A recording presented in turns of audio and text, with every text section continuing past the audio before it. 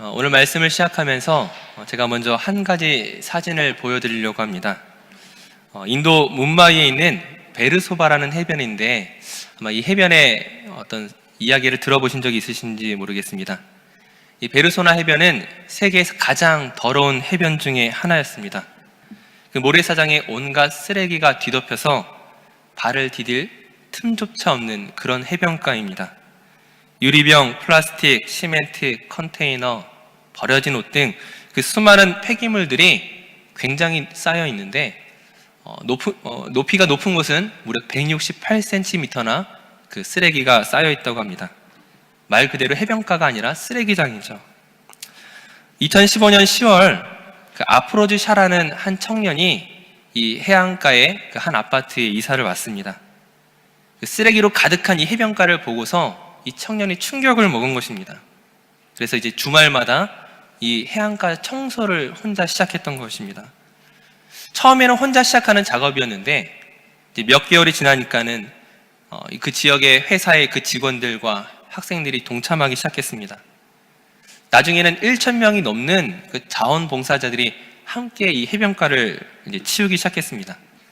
약 21개월의 시간이 지난 뒤에 이 2.5km에 이르렀던 이 쓰레기 해안가가 깨끗하게 바뀌게 됩니다. 한번 다음 사진을 한번 보여주시겠어요? 네. 아까와 같은 해변이라고 상상할 수가 없죠. 그 21개월에 걸친 그 청소를 통하여 그 처리한 쓰레기의 무게가 530만 킬로그램이었습니다. 이 해안선 정리 작업과 함께 화장실 52곳을 청소하고 또 50그루의 코코넛 나무도 심었다고 합니다. 이제는 누구나 즐길 수 있는 그런 깨끗한 해변가로 바뀌게 된 것입니다. 이 기사를 읽으면서 그 샤라는 청년이 어떤 마음으로 이 일을 시작했을까를 생각해 보았습니다. 솔직히 엄두가 나지 않는 일이 아닙니까? 혹시나 그 인도의 대통령이라든지 혹은 수상과 같은 그런 사람이 아마 이 해안가를 보고 마음을 먹을지라도 아마 쉽게 해결하기 어려운 문제였을 것입니다. 하물며 이 평범한 한 청년이 계획하고 실행하기에는 정말 벅찬 일이 아닐 수 없는 것이죠. 하지만 나 한 사람이 이곳을 청소한다고 과연 이곳이 깨끗해지겠어 이렇게 생각했다면, 그래서 시도조차 하지 않았다면 이 쓰레기장 해변이 깨끗해질 수 있는 가능성은 0%였을 것입니다. 도저히 엄두가 나지 않지만 어떤 가능성을 이야기하는 것조차 무의미해 보일지라도 어떤 가능성 때문이 아니라 그 해변은 원래 깨끗해야 되고 그것이 다른 사람에게도 도움이 될 것이라 믿고 일하기 시작할 때에 그 한 사람의 울림이 다른 사람들의 마음을 울리기 시작하고 그 불가능하게만 보였던 그 일들을 기적처럼 바꾼 것이었습니다. 이처럼 이 베르소바 해변과 같은 이야기를 들으면서 지난 수요일에도 말씀드렸던 그 사도 바울의 인생을 다시 한번 생각해 보았습니다. 특별히 오늘 본문 속에서 사도 바울이 예루살렘으로 향하고 있는데 그가 어떤 마음과 어떤 생각을 가지고 지금 예루살렘으로 가고 있는지를 다시 한번 생각해 보았습니다. 오늘 본문 속의 바울은 그 어느 때보다 급히 서둘러서 지금 예루살렘으로 가고 있습니다. 그 오늘 본문 앞에 15절 말씀에 보시게 되면 거기서 떠나 이튿날 기호 앞에 오고 그 이튿날 사모에 들르고 또 그 다음날 밀레도에 이르니라. 지금 매일같이 장소를 바꿔가면서 빠르게 이동하고 있습니다. 이어서 16절 말씀을 보시면 바울이 아시아에서 지체하지 않기 위하여 에베소를 지나 배 타고 가기로 작정하였으니, 지금 자신이 복음을 전하고 교회를 세웠던 그 에베소를 들리지 않고 지금 배를 타고 빨리 가기로, 예루살렘에 빨리 가기로 결정하였습니다. 아마 우리가 생각해 볼 수 있는 것은 에베소가 그 바울의 주 무대였기 때문에 바울이 알고 있는 사람들이 굉장히 많았을 것이고 아마 그곳에 가게 되면 한 사람 한 사람 만나다 보면 어쩔 수 없이 시간이 지체될 것이기 때문에 지금 에베소에 가지 않고 지금 에베소에 있는 장로들만 밀레도로 불러서 만난 것이었습니다. 지금 바울이 그토록 급히 서둘러서 가야 할 만큼 예루살렘에 중요한 일이 있는 것입니까? 혹은 좋은 일이 있는 것입니까? 그가 오순절 이전에 도착하려고 애쓴다고 말하였는데 꼭 그때까지 도착해야만 하는, 에베소에도 들르지 않아야 할 만큼 하루하루 바쁜 일정을 소화해야 할 만큼 그토록 중요한 일이 예루살렘에 있는 것입니까? 사도행전 21장 이유를 보시게 되면 바울이 예루살렘에 도착한 이후에 자신의 선교 사역을 보고하고 그리고 다른 유대인들의 오해를 풀기 위해서 정결의식을 행하는 것을 볼 수 있습니다. 물론 이것은 굉장히 중요한 일이었지만 이것이 모든 일정을 뒤로하고 예루살렘으로 가야 할 만큼 중요한 일이었다고 생각하기는 쉽지 않다는 것이죠. 그럼에도 불구하고 바울이 왜 이토록 서두르고 있는 것입니까? 왜 급하게 예루살렘을 향하여 가고 있습니까? 오늘 본문 22절 말씀을 보시게 되면 예루살렘으로 가는데 거기서 무슨 일을 당하는지 알지 못하노라 라고 말하고 있습니다. 지금 바울이 예루살렘에 왜 가는지 몰라서 지금 이런 말을 하는 것이겠습니까? 나도 예루살렘에 왜 가야 되는지 모르지만 빨리 가야 돼, 이런 의미가 아니죠. 어떻게 보면 이것은 반어법입니다. 즉 반어법이란 내가 표현하고자 하는 그 내용과 반대되는 말을 함으로써 오히려 그 어떤 의미를 강조하는 것이죠. 지금 거기서 무슨 일을 당하는지 알지 못하노라 말한 이후에 이어서 23절에 무엇을 또한 이야기하고 있습니까? 본문 23절을 보시게 되면 오직 성령이 각 성에서 내게 증언하여 결박과 환난이 나를 기다린다 하시나. 지금 예루살렘에서 바울을 기다리고 있는 것이 무엇입니까? 결박과 환난입니다. 지금 예루살렘에서 그 선교와 관련한 어떤 중요한 미팅을 하기 위해 가는 것이 아니라, 혹은 교회 내에 어떤 문제를 빨리 처리하기 위해서 가는 것이 아니라, 이런 문제가 아니라 지금 예루살렘에서 바울을 기다리고 있는 것이 자신이 결박당하고 고난당할 것에 대해서 성령께서 증언하셨다는 것입니다. 지금 이러한 성령의 음성에 대해서 의심쩍거나 혹은 혹시나 설마 이런 마음으로 가고 있는 것이 아니라 성령께서 내게 말씀하신 것이 나에게 반드시 이루어질 것임을 알면서도 가고 있는 것이죠. 내가 고난받을 것에 대한 확신이 있음에도 불구하고 가고 있는 것입니다. 그것이 참으로 이상한 일이죠.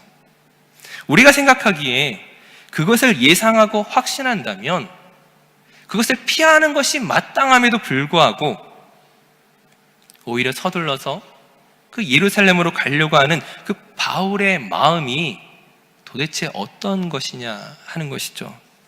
성령님께서 그 위험을 알게 하셨는데, 그에게 고난을 보여주셨는데 왜 바울은 막상 그 고난을 피할 방법을 생각하지 않는 것입니까? 사실 이와 같은 장면이 사도행전 21장에서도 계속 이어지는 것을 볼 수가 있습니다. 바울 일행이 아직 예루살렘에 도착하기 전에 두로라는 곳에 이르렀을 때입니다. 사도행전 21장 4절 말씀에 제자들이 성령의 감동으로 바울더러 예루살렘에 들어가지 말라 하더라. 이들 뿐만이 아닙니다. 21장 10절에서 12절까지 말씀을 제가 읽겠습니다.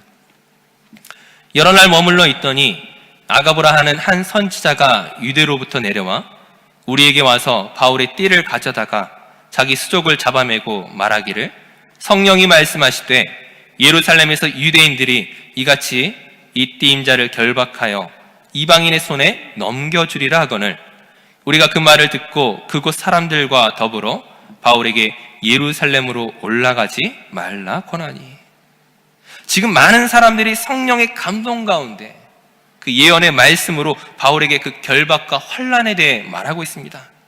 그러므로 예루살렘에 가서는 안 된다고 지금 바울을 설득하고 있죠. 예루살렘에 가지 말고 그 길을 피하라고 말합니다. 모두가 그렇게 자기에게 말하고 있음에도 불구하고 바울이 그 고집을 꺾지 않는 것이죠. 우리가 앞서 그 본문 23절에서 살펴봤던 것처럼 오직 성령이 각 성에서 내게 증언하여라고 말한 것처럼 지금 모든 사람이 바울에게 그 위험을 경고하고 있지만, 즉 예루살렘으로 가는 이 길이 고난의 길임을, 죽음의 길임을, 다시는 돌아오지 못할 길임을 모두가 알고 있고 바울 또한 알고 있음에도 불구하고 바울은 멈추지 않습니다. 멈추기는커녕 급하게 예루살렘으로 가고 있다는 것이죠. 그가 멈출 수 없는 이유가 무엇 때문입니까? 그가 바꿀 수 없는 이유가 무엇 때문입니까? 우리 본문 24절 말씀을 한번 같이 읽도록 하겠습니다. 바울이 무엇이라고 고백하는지 24절 말씀을 함께 읽겠습니다. 내가 달려갈 길과 주 예수께 받은 사명 곧 하나님의 은혜의 복음을 증언하는 일을 마치려 하면은 나의 생명조차 조금도 귀한 것으로 여기지 아니하노라. 아멘. 지금 사도 바울은 예루살렘에서 결박당하고 고난받을 것을 알고 있습니다. 바울 또한 이를 너무나 잘 알고 있지만 그는 조금 더 근본적인 사실을 염두에 두고 있는 것이죠. 무엇입니까? 내가 결박당하는 그 자리가, 내가 고난당하는 그 자리가, 어쩌면 나의 생명을 잃어버릴 수 있는 그 자리가 막상 복음을 전하기에는 최고의 자리라는 사실입니다. 그 사실을 알기에 지금 바울은 지체하지 않는 것입니다. 지금 예루살렘이 나에게 고난의 자리라는 것이 중요한 것이 아니라 그곳이 복음을 전할 수 있는 최고의 자리이기 때문에, 하나님께서 내게 사명을 주신 그 자리가 바로 그곳에 있기 때문에 단지 그곳으로 가려고 하는 것입니다. 즉 그의 관심사는, 바울의 관심사는 사람들과 달랐다는 것이죠. 개인적으로는 이 장면을 읽을 때마다 그 머리를 망치로 맞는 것처럼 깜짝 놀라곤 합니다. 모두가 성령의 감동 속에서 이야기하고 있는데, 하나님의 말씀으로 예언하고 있는데, 바울을 비롯하여 모두가 그 예언의 말씀을 사실로 확인하고 있음에도 불구하고 그 예언의 말씀에 대처하는 모습이 너무나 달랐다는 것이죠. 바울뿐이겠습니까? 많은 사람들이 그 예언의 말씀을 바울이나 혹은 다른 누군가의 문제를 해결하기 위한 도움으로 생각하는 그때에 바울은 무엇을 생각합니까? 설령 고난이 있을지라도 그것을 어떻게 피하는가에 관심을 가지는 것이 아니라 그 가운데서도 나는 어떻게 하나님의 뜻을 이룰 수 있을 것인가에 모든 관심을 가지고 있다는 것이죠. 사실 이것은 지난 시간에 우리가 살펴본 것과 마찬가지입니다. 지난 시간에 그 바울과 실라가 그 빌립보 감옥에 갇혀 있을 때 지진이 나서 그 감옥문과 그 모든 묶인 것이 풀렸습니다.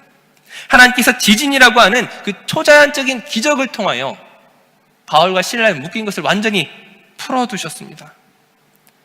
이 특별한 기적 앞에서 보통 사람들은 하나님께서 나를 구해주시기 위해서 지금 이렇게 일하셨다 생각하고 나의 생명을 피하려고 하는 그때에 바울과 실라는 움직이지 않습니다. 기적이 없었던 것이 아니라 기적이 오늘 내 앞에 이루어졌음에도 불구하고 그 기적을 이용하지 않습니다. 그 기적에 따라 움직이지 않습니다. 왜냐하면 그 놀라운 기적 앞에서조차 그들의 행동을 결정하는 것은 무엇입니까? 무엇이 복음에 유익한 거였습니다. 나의 생명을 위한 결정이 아니라 오늘 내가 어떻게 행동하는 것이 복음을 증거하는 일에 유익한가를 생각하고 있었습니다. 나의 안위가 우선이 아니라 내가 이 로마라는 나라에서 복음을 전하기 위해서는 어떠한 신분과 어떠한 위치와 어떠한 상황 가운데 있는 것이 좋은 것인지를 판단했습니다. 그 결과 감옥에서 도망치는 것을 포기하고 그 자리에 머물러 있었을 때에 그들은 간수의 생명을 구하고 그 가족들에게 복음을 전할 수 있는 기회를 얻었습니다. 나의 안위를 생각한 것이 아니라 복음을 생각했던 그들이기 때문에 복음의 기회가 그들에게 주어진 것입니다.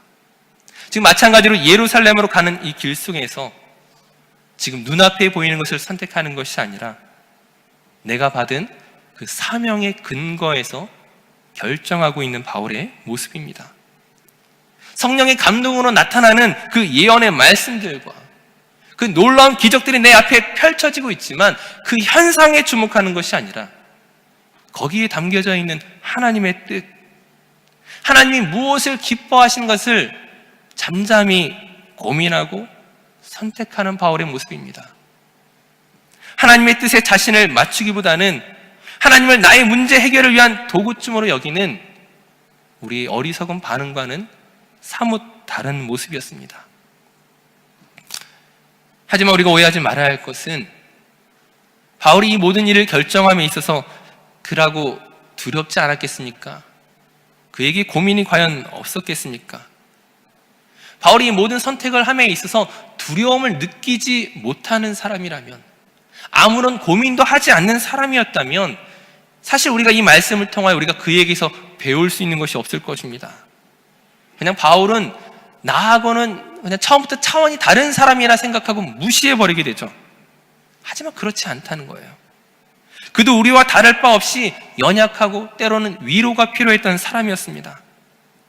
사도행전 21장 13절 말씀에 그 제자들이 바울에게 예루살렘으로 가지 말 것을 권고하는 그때에 바울이 이렇게 대답합니다. 여러분이 어찌하여 울어 내 마음을 상하게 하느냐? 어찌하여, 즉 어떠한 이유로 나의 마음을 이토록 슬프게 하고 내가 가지고 있는 용기를 꺾으려고 하느냐? 당신들이 나를 생각하는 그 마음은 너무나 고마운 것이지만 당신들이 나를 생각하며 울고 있는 그것으로 인해 내 마음이 꺾이지 않기를 원한다라고 말하는 것이죠. 즉 흔들리는 바울의 마음을 표현하고 있습니다. 사람들의 강한 만류로 인해 고민하는 바울의 모습입니다. 바울이라고 그 결박과 그 고난이 왜 두렵지 않겠습니까? 우리와 다를 바가 없습니다. 하지만 두렵다고 해서, 위험하다고 해서 예루살렘으로 가지 않는다면 그 이후에 복음을 전하는 것 역시 불가능할 것입니다. 설교 시작에 앞서 말씀드렸던 것처럼 시도하지 않으면 그 가능성은 0%에 불과합니다. 따라서 그 두려운 마음을 뒤로하고 그 고민을 뒤로하고 오히려 예루살렘을 향하여 발걸음을 내딛는 것입니다. 본문 22절 말씀에 거기서 무슨 일을 당하는지 알지 못하노라. 앞서 말씀드렸던 것처럼 그 결박과 고난당할 것에 대한 확신임과 동시에 지금 나의 복음 사역이 예루살렘에서 어떻게 펼쳐질 것인지 사실은 그 눈으로서는, 생각으로서는 어떤 예측과 상상도 불가능하지만 어떤 가능성 때문이 아니라 하나님께서 바울 자신에게 주신 그 은혜 때문에, 그리고 그에게 맡기신 그 사명으로 인하여 내가 해야 할 일을 감당하기로 결정한 것입니다. 지금 바울은 이 자신의 결정을 어떻게 표현하고 있습니까? 본문 22절 말씀을 다시금 보시면 보라, 이제 나는 성령에 매여 예루살렘으로 가는데, 자신의 달려갈 길, 그 주 예수께 받은 사명을 따라 은혜의 복음을 증언하기로 결정했습니다.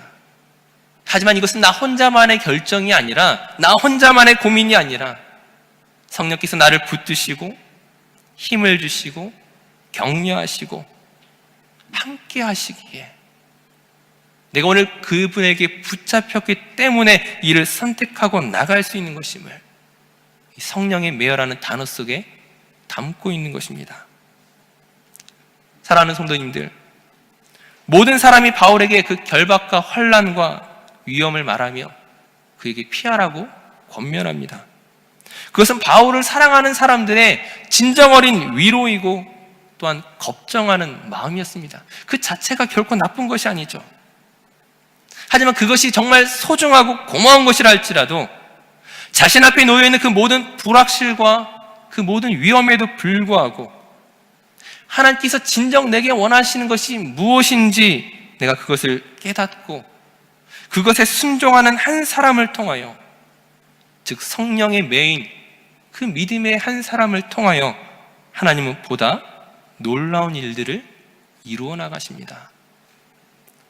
아포로디샤라는 이 청년이 어떤 가능성이 아니라 내가 마땅히 해야 할 일을 위해 움직였을 때 그 작은 울림이 큰 울림을 만들어 쓰레기 해변을 아름답게 바꾸었던 것처럼 사도 바울이 자신에게 어떤 일이 일어날지 알 수 없지만 자신에게 맡겨진 그 사명을 위해 예루살렘으로 갔던 그것이 오늘날 그 교회의 역사와 세계 역사를 바꾼 것이었습니다. 그리고 오늘 저와 여러분이 한 치 앞도 우리의 인생을 알지 못하는 우리이지만 오늘 저와 여러분에게 주신 하나님의 사명을 우리가 깨닫고 그 사명에 우리가 집중하고 그 말씀에 우리가 순종한다면 바울에게 일어났던 그와 같은 놀라운 일들이 왜 우리에게 일어나지 않겠습니까? 사랑하는 성도님들, 우리는 어디를 향해 가고 있습니까? 예루살렘을 향해 가고 있습니까? 아니면 예루살렘이 아닌 다른 어떤 곳을 피하고 있습니까? 내게 주신 은혜와 그 사명을 이루는 삶에 관심이 있습니까? 아니면 조금 더 편안하고 세상에서 인정받는 그것에 관심이 있습니까? 만약 우리가 예루살렘을 향해 가고 있다면 혹 급한 마음으로 가고 있습니까? 아니면 그곳에 더디 가기를 원하며 천천히 돌아가기를 원하고 있습니까? 말씀을 준비하면서 솔직히 제 자신을 돌아볼 때에 어떤 것들을 발견합니까? 어떤 때는 뜨겁게 타오르는 것 같다가 어떤 때는 현실에 안주해버립니다. 어떤 때는 주님을 위해 무엇이든 할 수 있을 것 같은데 또 어떤 때는 두려운 마음에 주저하기도 합니다. 연약한 우리의 모습이 참으로 안타깝지만 그러나 다시 한번 우리가 말씀 속에 바라는 것은 사도 바울이 그 성령에 매여 그 주님께 붙잡혀 그 인생이 세상의 자랑으로서의 인생이 아니라 하나님 나라를 확장하는 그 복음의 증인으로 놀랍게 사용되었던 것처럼 저와 여러분 모두가 성령에 매여 성령에 붙잡혀 하나님이 기뻐하시는 그 놀라운 복음의 증인의 삶을 살아갈 수 있다면 그것이야말로 우리에게 참으로 성공한 인생이라 말할 수 있을 것입니다. 바르게는 저 여러분 모두가 복음의 증인의 삶을 온전히 감당해 나갈 수 있기를 간절히 축원합니다.